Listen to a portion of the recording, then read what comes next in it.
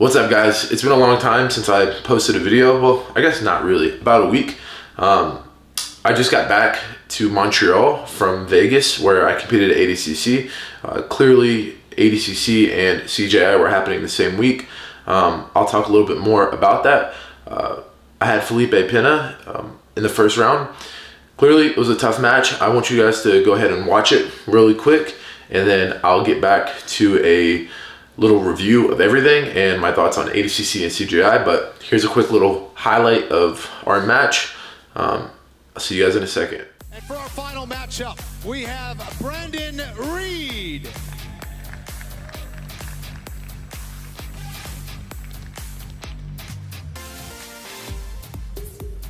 He'll be taking on Felipe Pena.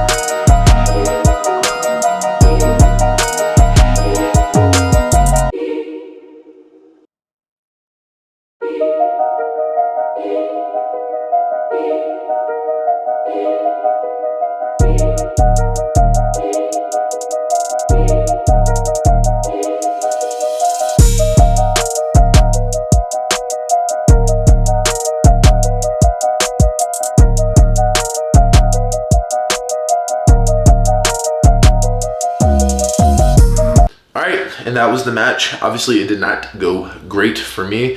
Felipe is without a doubt the highest level person I have faced in Jiu-Jitsu. I'm about 3.5 years into Jiu-Jitsu, like literally just about to hit the 3.5 year mark. I'm a purple belt. And yeah, I never faced the ADCC champion before, who's also now a 2-time ADCC champion. It was cool, you know. I'll get more into like how I felt and stuff during the match, but let's just say, you know, I gave my best. I had fun. I had a great warm up, and yeah, all that was good. So I got this little list back here. It'll kind of help guide our focuses through this video. It's a little bit longer, so if you don't like it, sorry, bye. So the summary of my camp, all right, in the match. I did my camp at Pedigo Submission Fighting. Those are the guys that I'm representing now when I compete. Chewy is still my coach. Chewy is still the person I'm going to get my brown and black belt from in the coming years. But as far as the actual team that I'm representing, it's going to be Pedigo Submission Fighting. So it looks like I'm most likely going to be doing Pans and Nogi Worlds this year. So I won't be doing camps there with them for Pans. I will for Nogi Worlds, but when I go compete, I'm going to compete under the team flag of Pedigo Submission Fighting. Anyways, the camp was amazing. It was 6 weeks. It was very last minute. You guys saw the video. It was really 5.5 weeks, let's be honest, whenever I got announced to be at ADCC. So I kind of just kind of put together a camp, flew out to Illinois, or flew out to Louisville, then went to Illinois, did my camp. It was one of the best camps ever. I got in really, really good shape. My jiu-jitsu improved a lot, and I think more than just my jiu-jitsu, my game plan improved a lot. I think it kind of showed in my match. Obviously, Felipe is a really good half guard, so our goal was to just stay on the outside and pass on the outside. You could see, like, if you actually watch his matches, anyone who tried to pass tight, it was not even close. So we did our best. We didn't get the pass. We got a sweep, or kind of a takedown, but kind of a sweep from his guillotine attempt. Yeah, the game plan was just try to outside pass and run to north-south and try to smash him when we get to north-south. That's why I was doing those knee cuts, because I was trying to knee cut to north-south, but he was so good at keeping his elbows and his knees super tight that I just couldn't really get anything done, and then obviously I got armbarred. But regardless of the result, the camp was awesome, and I think if you actually know jiu-jitsu, you can look at it and say, oh, okay, here's some little things that if you look at my trials performance to this, and don't just look at the results, like look at the actual jiu-jitsu that I tried in the game planning, there's very clear improvements, and personally, I just feel very much improved. As far as fan experience, the fan experience was just amazing. Like as an athlete, like after I lost, I immediately was a fan. I don't take losses very hard at all. I'm just like, okay, whatever. Objectively, I just sucked on that day, or I sucked worse than the guy that I went against.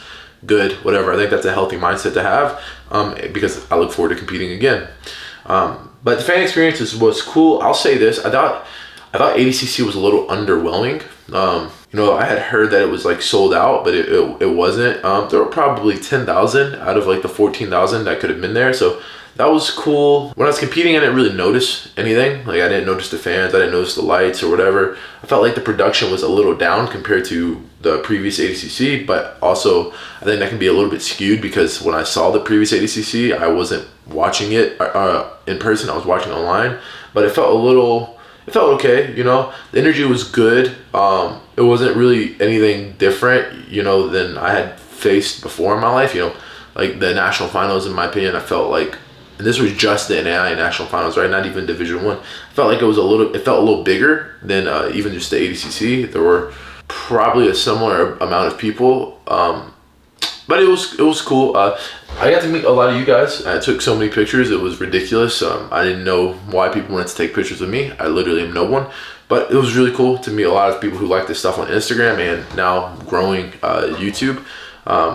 So yeah, I really enjoyed meeting people. I'm getting used to talking to a bunch of random people. It's not something I was very good at, and it's something that I'm working on, so that was cool. Lessons I learned and takeaways. Lesson I learned was it's very good to stick to a game plan, and this kind of goes with takeaways, but watching the older grapplers be very patient. I think one of my biggest mistakes was not being patient. I went for a flying Kimura trap, and it was dumb. I could have been a lot more patient. It's not that I would have passed Felipe anything. I was kind of sending it, but watching guys like Cyborg or Wagner or Rafael Lovato is like those guys all meddled, and one of the big things was that they were just very patient. They didn't really force any positions, and I think it's something that I still struggle with a little bit. Coming from a wrestling background where I'm like, I need to score. Like that's why I did that flying Kimura. I was like, man, I need to create some action. We're just sitting here.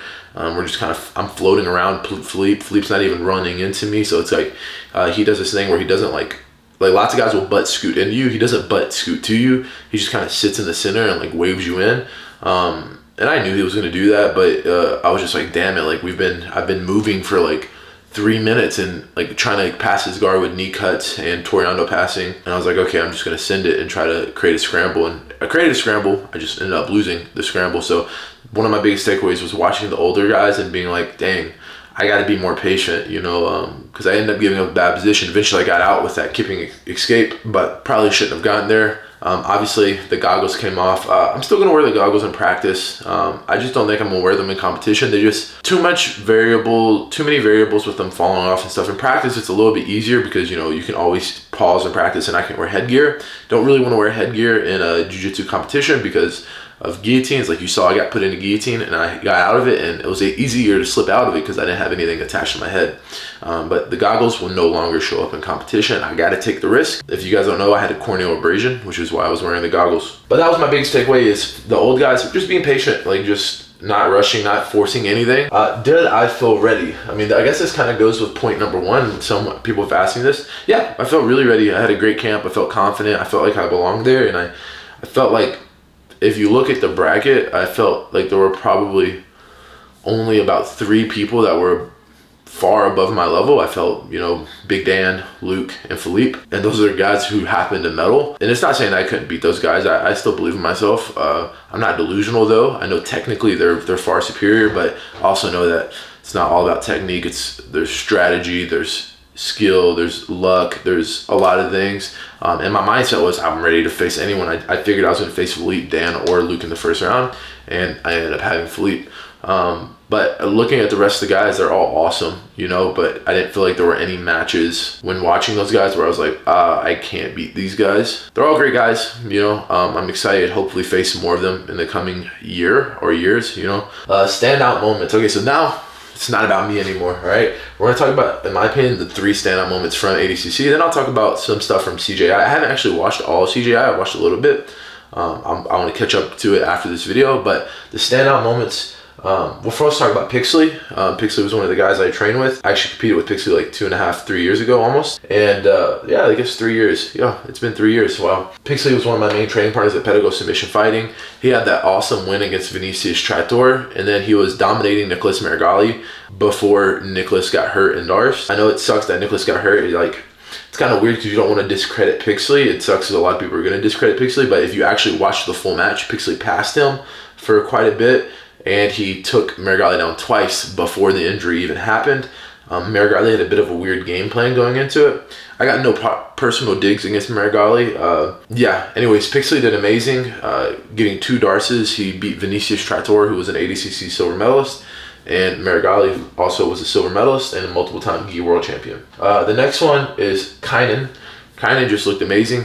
7 out of 8 matches ended in a submission. He's in the super fight. Him versus Gordon, I really do look forward to. I mean, we're going to talk about him versus someone else here in a second, but him versus Gordon is just awesome. Gordon looked really sick this week. I mean, he's the best ever, right? So I still think he's a bit ahead of Kynan until proven otherwise, but objectively, Kynan looked the best. I don't think anyone in the tournament could have beaten Kynan from any of the divisions. Clearly, he's the absolute champion. He was just amazing. I think Felipe and Kynan would have been a great match, but they're training partners, so that's pretty much, I'm pretty sure why that didn't happen. And then Adele, first ever 2 division champion. She won -55, which is, this year was the first year that -55 was even weight class, and then she won the absolute, which was also the first year that there was a women's absolute since like 2011 or something like that. If you actually know jiu-jitsu, you know that this was a really big deal. Adele was awesome. She had a ton of submissions. I really hadn't watched much of Adele. I like her personality. It's just online personalities are very fun to follow. But she was a beast, specifically with getting into the Choi bar, or like any Choi bar position, where she kind of went to the triangles and stuff too. But yeah, she was amazing. Australia's first ADCC champion, whether it was men or women, on top of being the first at 55 and the first at the absolute. She had 3 firsts, so history maker. People are never going to forget her. Now, thoughts on CJI. So, like I said, I haven't really watched all of CJI. I watched all of Nicky Rod's matches just because I enjoy watching his stuff. And I'd say, yeah, Nicky killed it. I mean, obviously, he killed it. He submitted everyone. I believe he strangled everyone from the back. I'm not really surprised. I felt that plus 80, just kind of similar to plus 99 at ADCC. It's weird because both the big weight classes are a bit weaker, right? It's not saying that they're bad, right? I lost at ADCC, right? But plus 99 at ADCC and then plus 80 at CJI were both a little weaker. than some of the other weight classes, like minus 66 or minus 77 at ADCC or minus 80 at CJI. But still really good, still great competition. The guys are all amazing. I was really looking forward to a Pat Downey rematch, but this time in a jiu-jitsu rule set. I think Nicky Rod would have taken him down on the wall and choked him or wrestled up on him. I'm a big Pat Downey fan. I think he's awesome. He has great throws, and he's definitely a better wrestler than Nicky Rod. But there's a difference between being a better wrestler and being able to avoid things like wrestle ups in jiu-jitsu. And Nicky Rod is the best wrestle upper in the world. I'm not sure if that's a word. And if he gets to anyone's back, he's most likely going to choke him. I felt it. Other people have felt it. It's ridiculous. Other than that, I don't really have many thoughts on CJI. Again, like I said, I need to watch all of it. I'm sure it was an amazing event. I've only heard good things. Likewise, ADCC was just so amazing as a fan, and it's a lot of people are going to be like ADCC or CJI, and it's like, well, unless you're just one of the trolls online, you realize that like they both were awesome. And a couple of people are like, why didn't you do CJI? Well, I didn't get invited to do CJI. I got invited to do ADCC. So I did what I could. Nicky Rod versus Kynan is the match to make, I think. I really don't know who would win that match. Kynan's beat Nicky Rod twice, but this is a different Nicky Rod. So hopefully that match happens. That's who's number one needs to make that match happen. I'm sure Nicky Rod's going to be back into ADCC in 2 years because he says he wants to win it. He called out Gordon. I don't think that match is going to happen, but I think Kynan versus Nicky Rod is the match to happen. I'm even more excited to see that than Kynan versus Gordon. Lastly, because this has been a long video, it's like, what's next for me? Kind of depends. I messed up my back quite a bit when I did that slam on the guillotine. Felipe messed his back up. I also messed my back up. My back was a little messed up before ADCC.